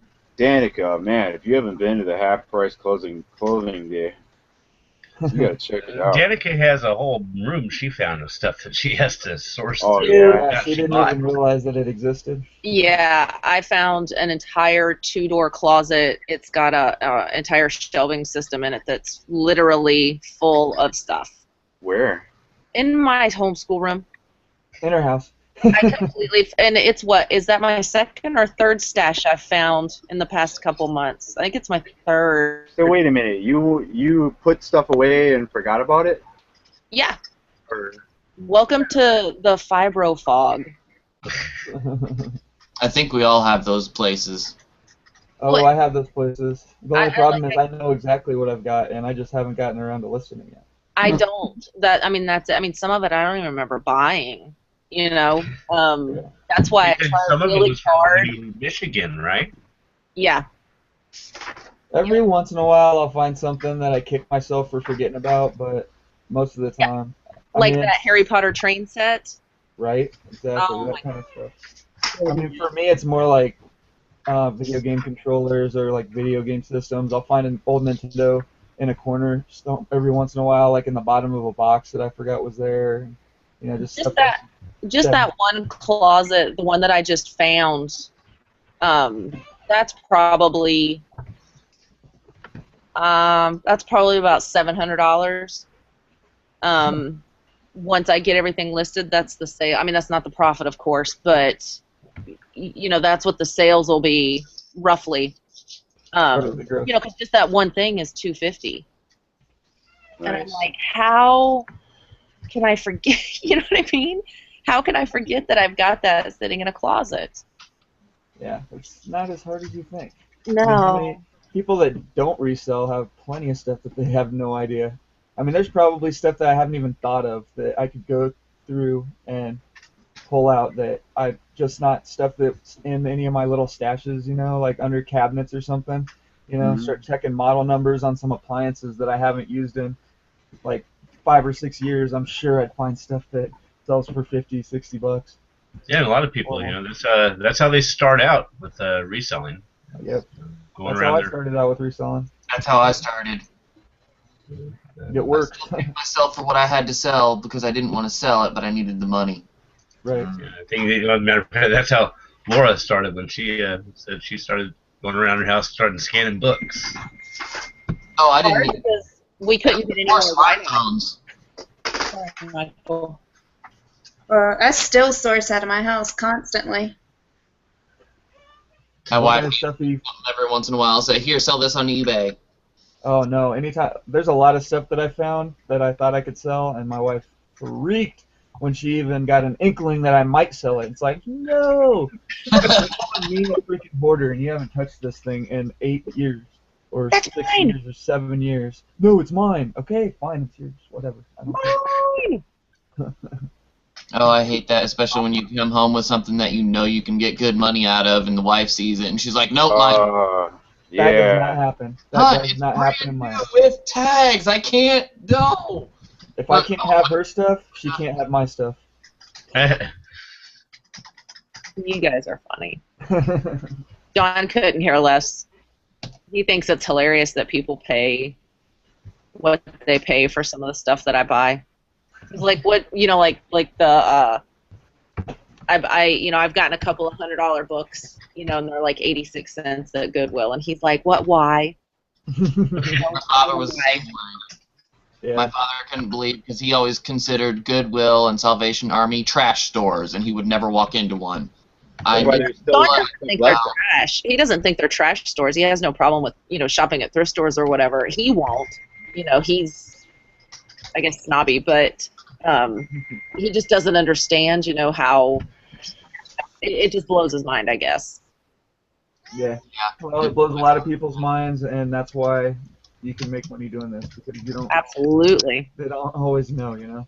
People don't always know that they're buying stuff from thrift stores, and they don't always know that they're buying stuff from big lots, and Yep. especially if they're buying from Amazon. Oh man, could you imagine if they knew where the stuff where that stuff came from? Oh God, Dollar General, I would never walk into Dollar General. Oh, look at this cup. So It's many only $15.99. Yeah, I talk to some people during the day, and when I go to my thrift store, and I explain to them. Some people ask me about how it works, and I explain to them about the Amazon and the Prime, and yeah, they believe that's all Amazon. I said, no, that's people like me. You know, we find stuff, send it in, and you guys are buying it. Yep, that's what I thought for the longest time. That's why it took me so long to get onto Amazon. Even when I was big in eBay already, I still thought that about Amazon. I thought that it was one of those deals where you could go to Amazon, and if you click on something, like if you do a search for something and you click on the item, then that's the one from Amazon. But you can also go to other sellers by clicking through. I didn't realize that it was actual sellers that were getting the buy box as well. Man, if I had gotten my head out like 3 years ago, gosh. I'd be on a different level right now for sure if I would have known about Amazon 2 years ago or a year ago even. In regards to what Danica was saying about the prices on, your husband was saying about the prices people pay on things. Day before yesterday, I went to the thrift store and got a bunch of the leisure arts cross-stitch leaflets. Yeah. And, they charged me 10 cents a piece for them. And they're, the cheapest one I listed for on Amazon was $19.99, and one was $89. Cross-stitch, what are they? More higher. And so I went back over there yesterday and picked up 8 more of them for 80 cents. Can you show what this looks like? You can find the stockings, the Christmas stockings, the packages for dimensions, man. They go for really good money. Yeah. Really good money. I'm talking like $100 and over. I think the one that was $89 I listed, it was I forget the gal's name, but she's a famous cross stitcher. But it said 101 log cabin squares. Yeah. Did you say a famous cross stitcher? Yeah, it's a famous cross. You would be surprised. You would be surprised at how big some of the names are in the crafting circles. I mean, fangirls come out of the woodwork. That's why I love hanging out with talking to Cindy Sorley, because coming to that stuff, she knows everything about that. She's been doing it for over 35 years. Yeah, that's my baby. She's crazy, but good. Yeah, and one of the books that this person wrote, it said June or Joan something or other, still stripping after 25 years. Dude, that's hilarious. Bought it? Nice. You bought it? I've got it at the thrift store, and I send it. It's in my box already to go to Amazon. I would sell that on eBay for a shit ton of money. I wouldn't do it. Oh no, it's listed on Amazon for $89. Oh, you have it already listed? Oh yeah. It's already boxed up. I'm gonna go chase down a UPS truck. That's hilarious. That's hilarious. Yeah, I got these the other day, and I'm boxed it up last night and finished it this morning. Do you think you do better with the cross-stitch patterns on Amazon than eBay? I see the newer ones sell for more on Amazon. If they're beat up, I don't know. Probably maybe on eBay. If they're vintage, I put them on eBay. Okay, I have one up, and it doesn't look like a whole lot of, or it looks like there's a lot of them. But I think it's from the 70s. It needs to go on eBay. Okay. All my cross stitch, I wouldn't touch putting on Amazon. Everything would be eBay. The new stuff. The newer stuff with packages, the newer ones, like I would say, like 2000 or whatever. I would put them up on Amazon, see what happens, because the market's already over flooded on eBay with those. But the older ones, collectors are looking on eBay for them. Like, I mean, you'd be surprised how quick you can sell them. How about Etsy? Spend an hour with Cindy Sorley, and she'll let you know. Yes. You can't put those on Etsy, Brian. They're not completed. They're kits, so they can't be on Etsy. If you did the kit, then yeah. But on eBay, sometimes you have to wait for that right person. But do not sell yourself short, because they will. Long tail. Some of them are long tail. Some of them go as soon as I put them up. Dude, I know a lady that has a whole freaking craft store inventory in her basement. I need to talk to her, man. This is how I figured out I want to get into selling cross stitch. Sydney Sorley posted on it when I first started out. I was in her group. We was way before I created our group, and she posted up her last 5 sales, and they were all sold to the same person, and they all were over $200 to $300. Holy cats, that was cross stitch, all kits. Yep. And she said they went from the same buyer. He went around and bought them all, and he forgot to even do combined shipping, so she ended up doing the he had to pay all the shipping. She gave him back some money on the if it was combined, it'd be a lot cheaper. But yeah, dude, since I saw that, I'm like, dude, everywhere I go, I'm on the lookout for cross stitch kits. Yeah. And Sydney Sorley is a freaking guru on cross stitching, and Kevin, matter of fact, did a show.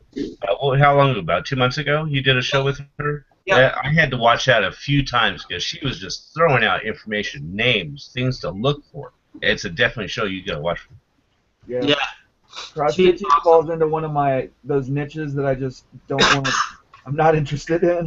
I don't think I could. These things I'm picking up that I sent in, the silly prices were just like a 20-page leaflet. That's it. Really? So it's actually worth it to look into that stuff, and it does because it's the item. You know, I pick it up for a dime. And it's not even, they don't even consider it a book. I'm serious. It's a 20-page, 8x10 leaflet. And like yarn? That's something. No yarn. This is just the book. Dude, wool yarn? Yeah, yarn needs to be wool. Don't mess with the little acrylic stuff, because acrylic is so cheap. But if you're getting a skein of yarn for 50 cents and it says wool on it, it's worth it. Not always. Well, like pass on patent, things like that, because ladies get that at Michael's with their coupons. But if you've got, especially if you can get something from one of the smaller farms, and you'll find that all the time, especially at estate sales. That's worth money. Wait a minute. Did you say a famous cross stitcher?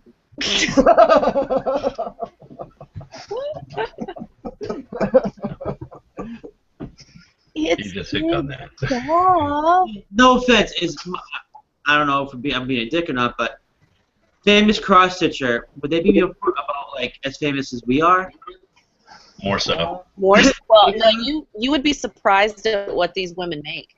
Scrapbookers and toe painters and things like that. It's like that people that hang out like Marshalls and stuff like that. I mean, what's that called? That Michaels, Marshalls.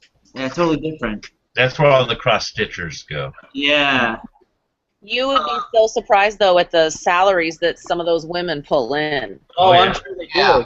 I mean, more money than the men. I worked at Michael's Arts and Crafts. My neighbor all the hours to the women.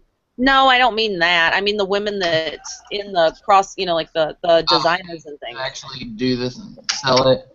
Yeah, I know they make good money. It's great. Yeah. Also, if you get like the Brazil ribbon embroidery for super cheap. I have one I didn't list yet. I have all of these, and I've been selling the crap out of them. I bought it at a estate sale last year. I just decided to start listing them, right? And they've gone like super quick. These little. That's her name, Paula Vaughn.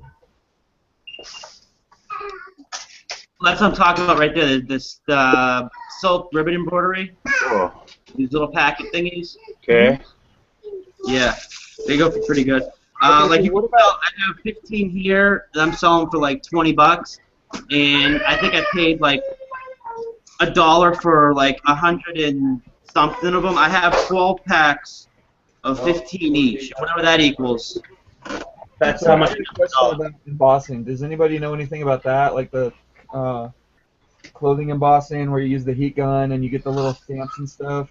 I don't know if it's for clothes. Transfer? No, it's embossing. Okay. So I was at the thrift store over the weekend, and I found this embossing kit for $5. It was like a tackle box with an embossing heat gun and like 20 or 30 stamps. Just different kinds of stamps. I'm not even sure how any of that stuff works. I looked up the heat gun, and the heat gun was selling for like $10 or $15. and I thought that it was probably a really good deal, but I didn't want to blow $35 on something I'd have to do a lot of research on. That it might end up being worthless, so I didn't get it. But I didn't know. Now, Laura, she's a seamstress. Do you know about the embossing machines? That I'm not real sure of. I mean, I'm a self-taught sewer, so Yeah, I don't. I don't even know what it is. I mean, I have no clue. So do you The do? embossing machines, the quality varies so much. Say what, Danica? Oh, I just said the quality varies so much on all of the machines in embossing and sewing machines and sergers and things. You can get some that a good sewer, seamstress, whatever, they wouldn't let you pay them to take it. Yeah.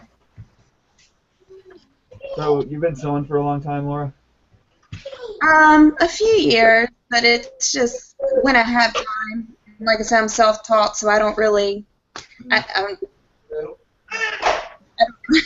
don't have a lot of confidence in what I do. I can fix things and show my kids some costumes and stuff. She made this one costume for her daughter for Halloween. Yeah. Yeah. Their Halloween You should costume. show a picture of it. She made this whole thing, and I thought, wow. Do you sell on Etsy? I did. It's just. I think she lucked up. It's a time thing, really. Get back into it. But I'm just kind of focused on building my business right at this point, and then once I have like Amazon place, I might. Are people actually having success with Etsy? Yeah. Yes. There's a lot of people that have success with Etsy. I've only had 3 things listed. Like 4 bucks. Unluckiest with Etsy because around here we make about $70 a year with Etsy.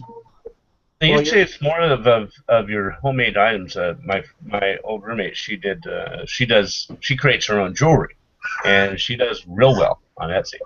My wife makes handbags and tarot bags, and she just added my homemade candles. Nice. And my candles, we actually just had a first sale of my candles. They're between cost of supplies and shipping, there really wasn't any profit there. On Etsy, you really, really, really have to build your brand and get followers and things if you're selling your own stuff. But there are people making killer money. Yeah, it can be good, but you got to do a lot more work, and it's different. I mean, it's similar to eBay in the mechanics, but the marketing part. Yeah, it's not like people just get on Etsy and they're like, I want to get a vintage T-shirt, and start looking through vintage T-shirts. You know, I mean, they're like, okay, what exactly do I need? Okay, or they find it through like Pinterest and stuff, and their friends and Facebook. It's like cool to shop on Etsy, I guess. It's like, ooh, look what I got on Etsy. This is so awesome. They don't make it super easy to shop on Etsy, though. It's extremely easy to get overwhelmed when you're shopping on Etsy, at least for me. It's not, but I'm an Amazon shopper, so I guess it's not. Yeah, if I'm anything, I'm an eBay shopper. I get most of my shipping supplies from eBay, and that's about all I buy online are shipping supplies and like batteries and like parts for like missing parts for cameras or whatever, all that stuff. I just get it from eBay. We order so much stuff from Amazon that I rarely have to buy packing materials. I mean, literally rarely buy packing material. I get my poly bags and stuff like that. That's about all I have to get. I've got so many air pillows, I could probably fill half of my attic. I found a great deal on Amazon for that bubble wrap, man. What'd you say, Brian? Oh, I said I found a great deal on Amazon for bubble wrap. It was like two of those big rolls like you get at Walmart for practically half the price. Oh yeah, you were talking about that yesterday. The place that I get my bubble wrap from on eBay, they're almost the same price. It might be a little bit more than that, but it's not worth it for me to switch because I actually have been buying from this place for a long time and I like them. But, anyway, I think it's about that time. Time to wrap this up, guys. Go check out the Facebook groups. I'm going to be posting everybody's links to their videos, their groups, their YouTube channels after the show in the video description down there. If you've got any questions, comments, complaints, whatever, go ahead and just after the show goes off the air, go back and comment on the video so we can address whatever. And just like to hear from everybody, you know. Go to the Reseller Wakeup Facebook group and join us there if you want to have an easy way to find the show every morning. Especially if you're catching the show later in the day, maybe when we're not online, you can. It's right there. You know, it doesn't get buried like it does in all the other groups. And I pin it to the top of the group every day. Finally got my banners done. I want to thank Rose Gallows for doing that for me. She did an awesome job, and if you need any graphic design work done for stuff like that, then hit her up because she might be able to help you out. Don't forget to check out the show tonight, Tinker's Row, or Tinker's, what's it called? Tinker's Row's Relics? Tinkerbell's, No. what? Tinker's Row Retail. Oh no, that's his other channel. Tinker's Row. I thought you put it on that one. What's that? I thought that's the one you put it on. Oh no, he changed it. I think it's Tinker's Row Relics. That's the name of the show. Does that go live at 8:30? And just let you know also that Desert's Seller Watch is Rose. That's her. Oh yeah, in the chat. If you ever see Desert Seller Watch, that's Rose. So make sure you say hi to her when you see her. But subscribe to her channel, all that. But if anybody has, I'm supposed to be on there tonight, so. Right on. So yeah, Kevin will be on that show tonight, and then our show and Pickers Church on Sunday, and we'll be here at 9 a.m. again tomorrow. But thanks everybody for watching. We'll talk to you later. I'll open this up after the show goes up. Famous cross stitcher.